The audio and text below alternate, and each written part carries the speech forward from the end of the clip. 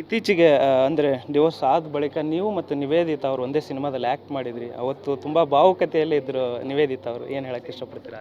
ಇಲ್ಲ, ಅವ್ರು ಭಾವುಕತೆಯಲ್ಲಿದ್ದು ಅವರೇ ಕ್ಲಾರಿಟಿ ಕೊಟ್ಟಿದ್ದಾರೆ. ಅದು ಸಿನಿಮಾ ಮುಗಿಯೋ ಟೈಮಲ್ಲಿ, ಯಾವುದೋ ಪ್ರಾಜೆಕ್ಟ್ ಮುಗಿಯೋ ಟೈಮಲ್ಲಿ ಅವ್ರಿಗೆ ಬೇಜಾರಾಗುತ್ತೆ, ಅದಕ್ಕೆ ನನಗೆ ಅಳು ಬಂತು ಅಂತ ಅವರೇ ಅವತ್ತು ಪ್ರೆಸ್ ಮೀಟಲ್ಲಿ ಕ್ಲಾರಿಟಿ ಕೊಟ್ಟಿದ್ದಾರೆ. ಸೊ ಹಾಗಾಗಿ ಮೇ ಬಿ ಅವರಿಗೆ ಎಮೋಷನಲಿ ಬೇರೆ ಇನ್ಯಾವ ರೀತಿಯಾದಂಥ ಅಟ್ಯಾಚ್ಮೆಂಟ್ ಇದೆ ಅಂತ ನನಗೇನು ಅನಿಸಿಲ್ಲ. ಇದ್ದಿದ್ರೆ ಅವ್ರು ನನಗೆ ಡೈರೆಕ್ಟಾಗಿ ಕಾಲ್ ಮಾಡಿ ಹೇಳಿರೋರು. ಸೊ ಅವ್ರು ನನಗೆ ಯಾವುದೇ ರೀತಿ ಕಾಲ್ ಮೆಸೇಜಸ್ ಏನೂ ಮಾಡಿಲ್ಲ.